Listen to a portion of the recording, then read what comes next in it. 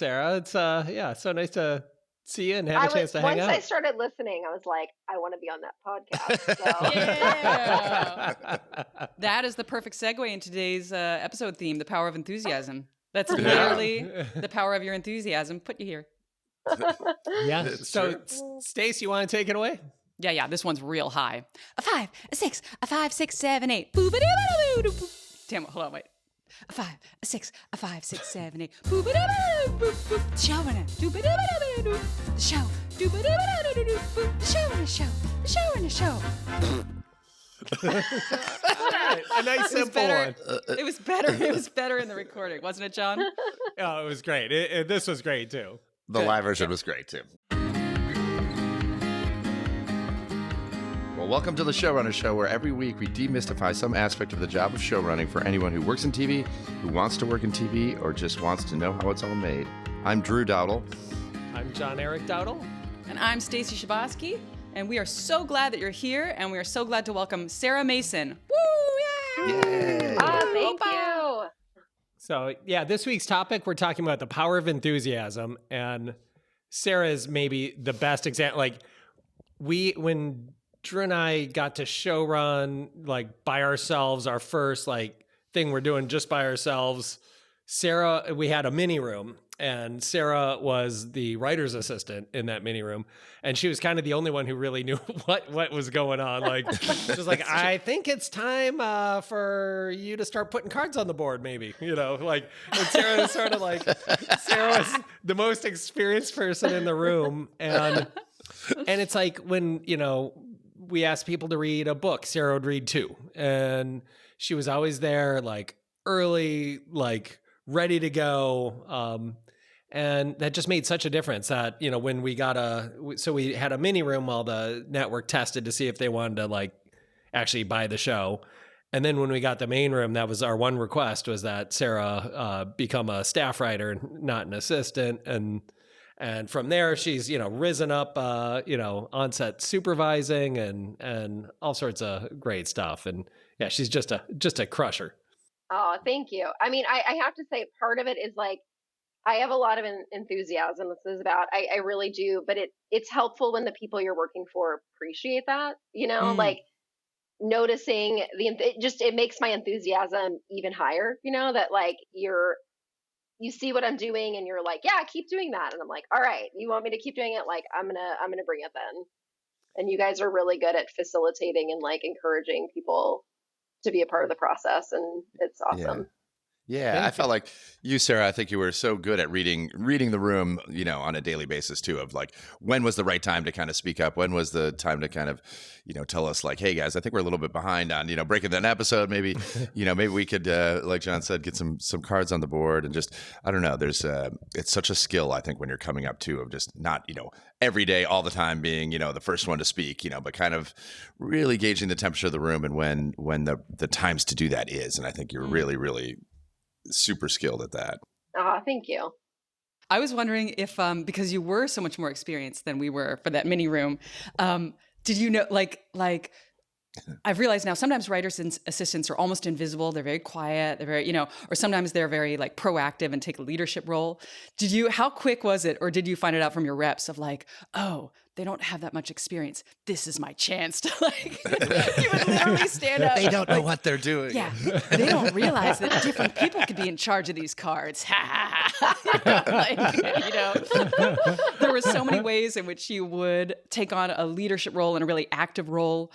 Did you sense that early? Were you like, oh, now's my chance? Or is that just you? Well, I got the job from a friend who my friend had worked for John and Drew on Waco as the writer's assistant. And that's the fun thing about a writer's assistant. You can often get your friends jobs. Like, it's a little different as a writer, but as a writer's assistant, you really have an opportunity to be like, I have somebody who's amazing. And, talking to my friend about working with John and Drew, I had a good idea coming in that like my ideas would be welcomed and that it would be a room where I could not only like do a great job as a writer's assistant, but there might be opportunities to stretch a little bit.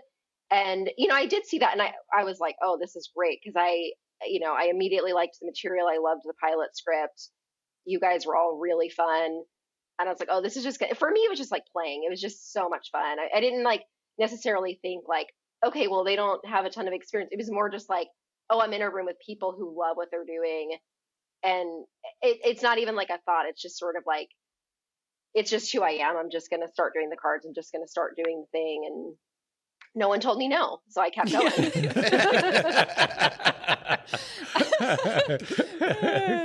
I would just like, for a second too, just to take a step back and explain maybe what a mini room is. And I think, for writers and everything, the advent of the mini room has not been necessarily a good thing.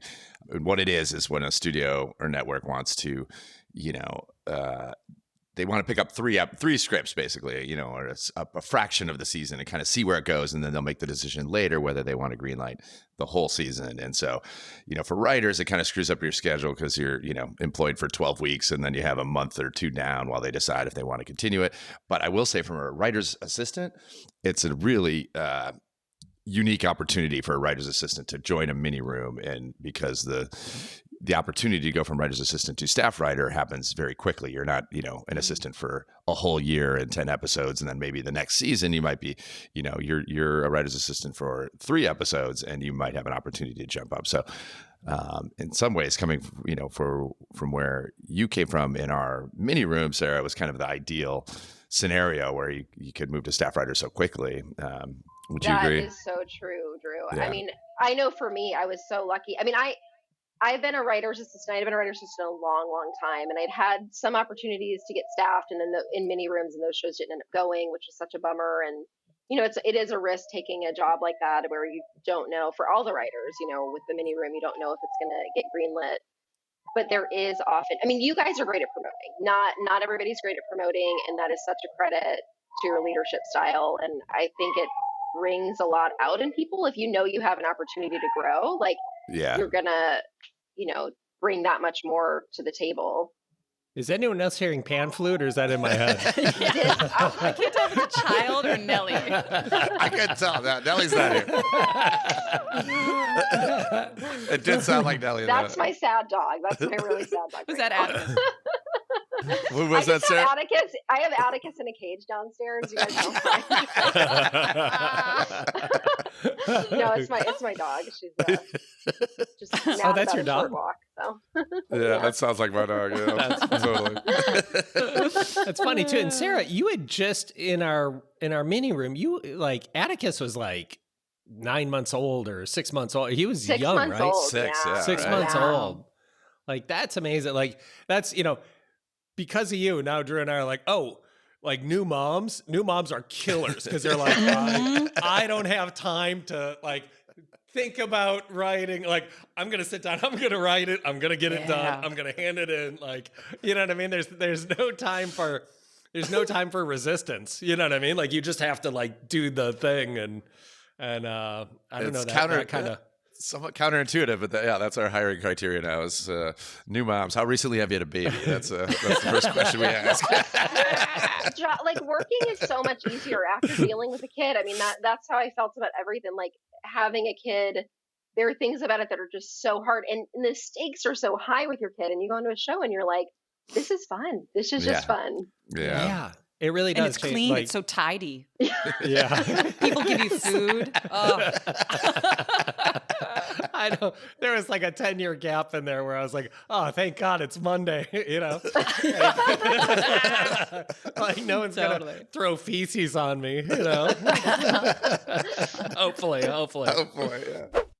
I have a couple of questions for you, Sarah, and you can pick up either one you want. One is, if somebody is hoping to make the jump from writer's assistant up, how do you balance those two? Because I'm sure even if you have great ideas and enthusiasm and all that, if the writer's assistant side of it suffers, I'm sure that wouldn't work. You know what I mean? So you got to make sure that that's firing really well. And then, I'll save my other question for later. That's my first question is, how did you balance out, be so good at the writer's assistant stuff that becomes a no-brainer, and then people are totally open to you doing all the other stuff? Well, there are a few answers to that. One, I had a lot of experience coming in. So I would say if you're a brand new writer's assistant, focus on that first, because it's a hard job. It is.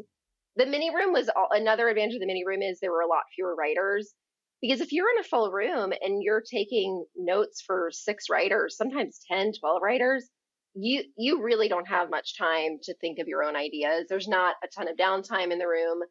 But when I was in the mini room, one, I came in with a ton of experience. I mean, I had been doing it for a decade. So following conversations and knowing what's important, that part was kind of second nature. So I had the advantage, like if you're a more experienced assistant, you can do that job and you can do it well. And then again, you're good at reading the room. You're like, oh, there's a lull here. I'm going to pitch this idea. Like lulls are great because there are times, especially if it's a small room, the conversation fizzles or people are stuck or something. And those are really great opportunities. The other thing, like I took advantage of, like when we were in the physical room, and because, a lot of people in the room hadn't been in a writer's room before, taking over the cards and everybody letting me do it. Sometimes writers like to control their own cards, which is totally cool, but it's an opportunity to help shape story. I mean, when you really think about it, it's like you're kind of like, you as a writer's assistant, you can be like, I mean, I'm always like on board, whatever my showrunner's vision is, like that's what I want to do. But like there may be something that I see that I'm like, oh my God, this is really cool. And in controlling the cards and stuff, you can kind of be like, what about this? There's like ways to kind of bring your ideas in. And so I would say as a writer's assistant, figure out what your bandwidth is. Do your job first, like do your writer's assistant job first. And if you have any extra bandwidth, just find the places, whether it's doing the cards or helping put together the beat sheet, wherever you can find room for yourself to bring your ideas, like use those opportunities. And again, read the room. I mean, I've been lucky. I feel like I've been in 2 comedy rooms that were not pleased to have my ideas, and you learn that very quickly. Yeah, that's funny. I haven't passed How you that. put that. We're not pleased to have my ideas. Really, a bunch of grumpy, my voice is not constipated welcome. comedians didn't want to hear what you had to say. So obviously reading the room's huge, but those were really early on, and since then I've almost always been in very inclusive rooms where I think, John, I've heard you say in the podcast before, best idea wins. It's not, there's some shows that are very hierarchical and you have to know that going in, where it's like certain people talk first, and that's not been my experience in the picket room. And I've been lucky with a couple of other rooms that any voice can talk, as long as they're contributing something helpful. That's great. And you were mentioning, Stephanie, who is the assistant on Waco. I remember there was one scene that we were going to cut. It was the wedding scene, and we all went home, and which was a big part of like episode 2, I think it was, and it was our first scene. And we came back to work the next morning, and Stephanie had been there for like hours trying to explain, like articulate why she thought it was so important to have that moment. And it's hard not to heed that. You know what I mean? To like, you see somebody who's there as an assistant, more to listen and, take notes, but was so moved by losing the scene that she very respectfully like brought up that idea of like, I really think this is important. This is why we don't get this like bright spot of sunshine anywhere else. Like we don't see this love get, and she, and it was, I don't know. And that scene ended up back in the show as a result, of her push. And it's such a powerful scene, really great scene. Yeah. And Stephanie's gone on. She's definitely every room she's ever been in, she's gotten promoted. Great. And, I think there are just certain writer's assistants where I would say my biggest advice as a writer's assistant is like, obviously always do your job. Because if you're not doing your job, then that's what people are going to remember. But if you're doing your job well as a writer's assistant, you also want to make sure your bosses see that you'd actually be more valuable as a writer. You know what I mean? Like, I think that was always my intent too, of like, I want you guys to see that if you promote me, you're going to get even more out of me. That if I'm not having to do this writer's assistant job, you're going to get my full writer brain. And ultimately that's what you're going to want on your team. That's great. And how would you, like, what are some strategies for showing that? Being prepared. I mean, that's something you can do as an assistant. Reading all the books, if it's, a book series you're adapting, doing extra research. And it's hard because it's a hard job. You're, often as a writer's assistant, you're, in the room the entire time, fully engaged in taking the notes. And then you have to go home and spend an hour to 3 hours, depending on the type of show you're on, to clean up those notes and send them out.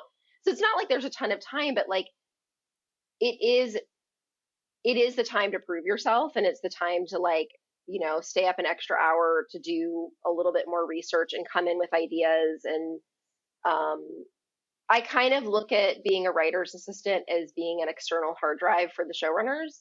They've got so much going on. It's not just the writer's room, it's dealing with the network, and if you're in pre-production, there's just so much else on their plate.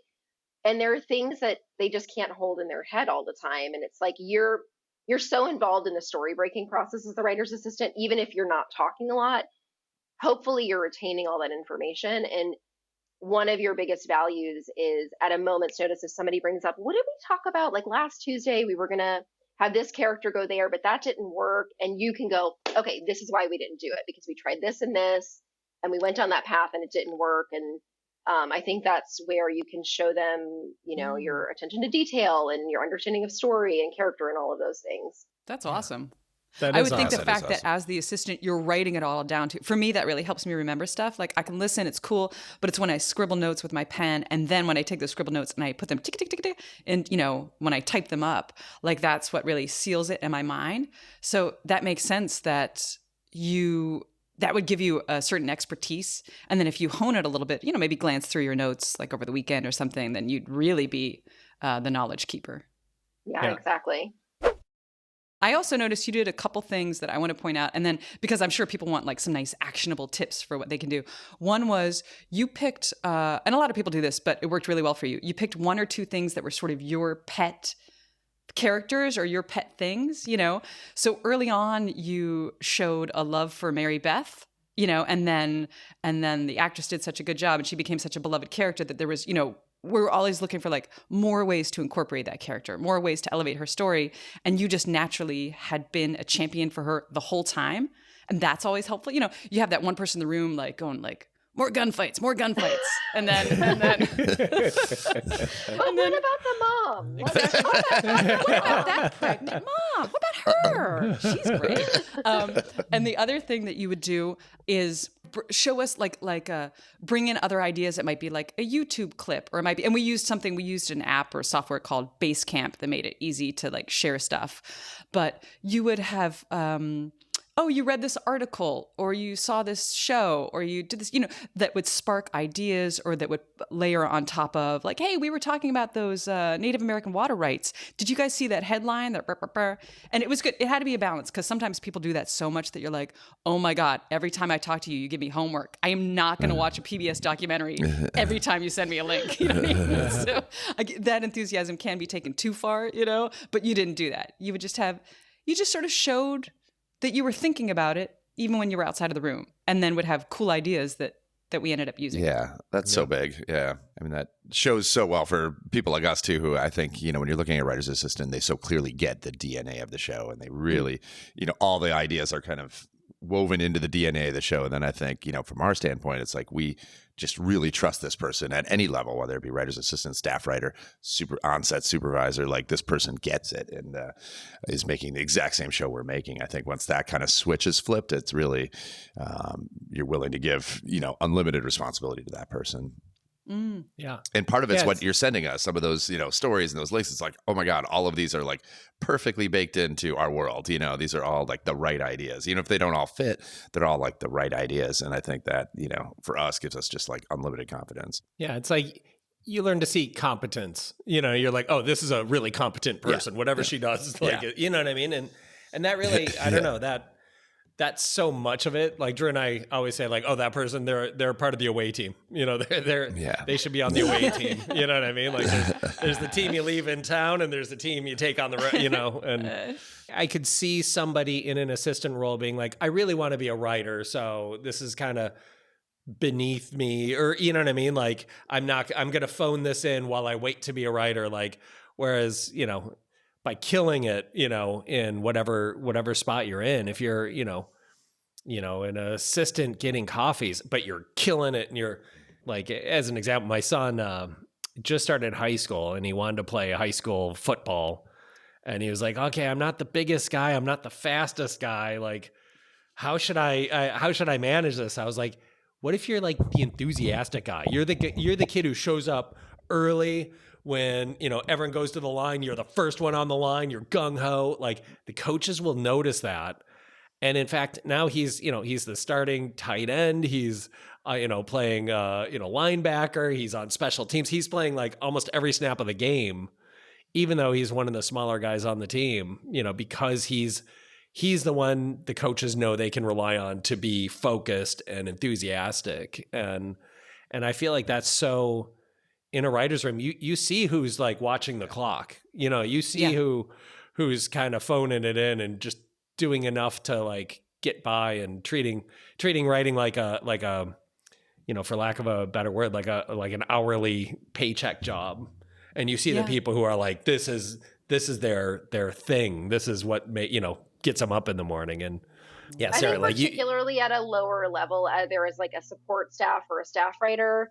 One of the things that you can bring is enthusiasm, because it's, it is a fun job. We're so privileged to get to do this. It's so cool that we get to play make believe and tell these stories. But there are times when you're like, you've been banging your head against the wall on a story point for a week or 2 weeks, or the network's throwing something out. And, I think because like when you're at a lower level, your responsibilities are different. Like when you're at a higher level, you're responsible to the network, you're responsible for the overall story. And that's it can be stressful. It can be very stressful, but it's like a lower level. You have the room, I feel like sometimes, to bring the enthusiasm. And I always saw part of my role as a writer's assistant, and even still, like, at this point in my career, as a cheerleader and reminding the writers, guys, but I know we're stuck on this, but we're getting somewhere great, or that this teaser we have is amazing. Like this episode's going to be so great. Like just reminding people, like, everybody loves this that you did, or, I think it can be easy to forget that in a writer's room when you're like circling a thing over and over and you're all just like frustrated. Mm-hmm. I'm glad you mentioned that. Yeah, me too. I was going to say, I'm glad you mentioned that, because there is, both as a writer who's being rewritten sometimes and that hurts, or a writer who pitches an idea and they don't get picked up, like the room goes, anyone else have an idea? Maybe something better. There's a bit of rejection. And then of course, the higher up you go, as you rise to showrunner, there's lots of rejection, like notes, nice execs will lead with, oh, we love this, this, and this. And of course, as always, so-and-so was hilarious. Now here's 78 pages of what we hated, So there's naturally, it's not really like that, but there's naturally going to be a lot of not so much this, or of negativity. So having that positivity, leading with, this is what I love about it. Like this was, of saying, let's, that moment was so scary and exciting. Let's have more of that. Or that moment is so funny and quirky. Let's have more of that. Like building what's already good, building on, however I say it. And the other is calling people out by name. If you can remember what they did, to be able to say, Drew, remember you had that great idea like 2 days ago. We kind of let it drop then, but let's remember there was that cool idea for how to do the thing. I feel like the whole room brightens up when people are remembered, called out by name, lifted up. I do feel like sometimes just amplifying someone's voice, and just, even if you don't come up with your own idea, even just going, that one, I like that one, can go a long way.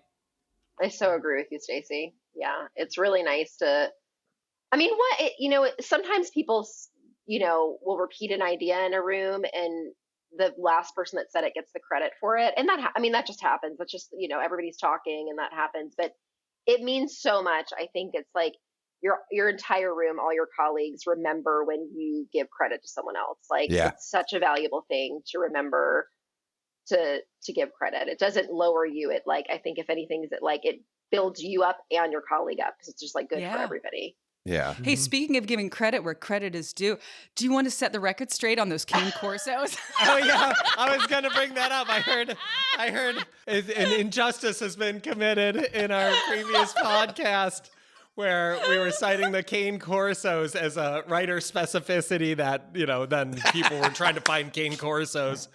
And Sarah mentioned to Stace that it had been Great Danes or Dobermans or something. Do you remember?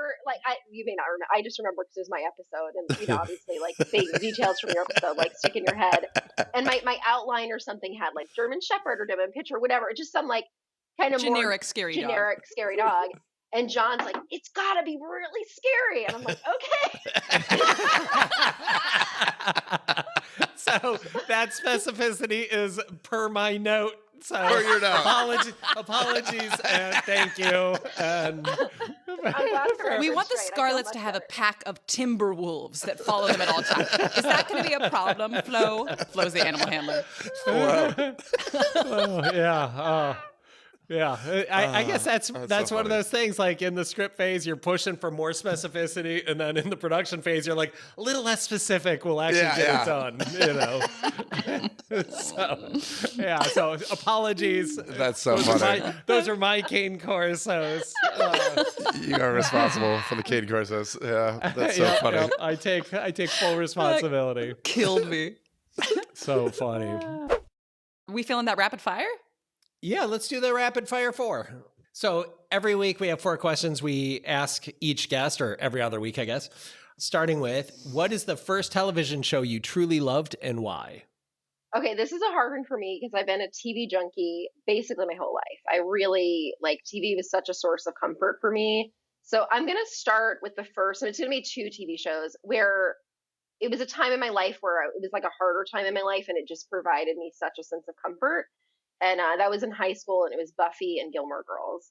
Aww. And I really loved those shows because I felt like you kind of disappear, like you as a person disappear, and all of a sudden you're in their world. And like, yes, it's entertaining and fun, but like you're in a family, and you hear that note all the time from the network, like what's the family story or whatever. That's a push. And I do think it's a good note because that's why I watch TV. I mean, sometimes I watch it just to be entertained, but when I'm really connected with a show, it's because I feel like I'm a part of something. I feel like I'm part of a family. And that's why I write television too, is that I want to create that for other people. That is so sweet. That is a great answer. Yeah. Number 2, what is your favorite part of the job? Oh, favorite part of the job. There's so much to love about this job. Like, I've wanted to be a TV writer for so long, and there's so many aspects of it that I love, but one of my favorite is just being entertained by my fellow writers. Like Stacey. I mean, I love coming in a room. Like, I know Stacey's just going to I'm going to laugh so much. Like, she's just going to say something, whether it's on story point or not. I mean, often it is, but sometimes it's not. And I'm just so wildly entertained. Thanks. What is the part of the job that costs you something? I think the uncertainty and instability is a really tough part of the job.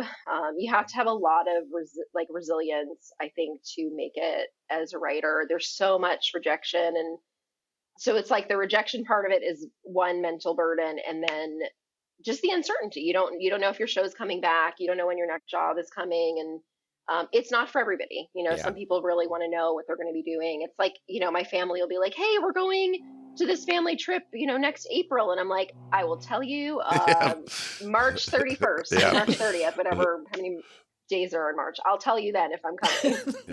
Yeah. I couldn't agree more. That's the part that costs me the most too. I don't think, I look at friends who work in other industries and like, oh, you just took a job and then you just went to that job every day for like 15 years, like that is crazy, that is wild. You never stressed about having a job for a decade, like that. I'm not sure people outside of our industry realize how constantly searching for jobs we all are all the time.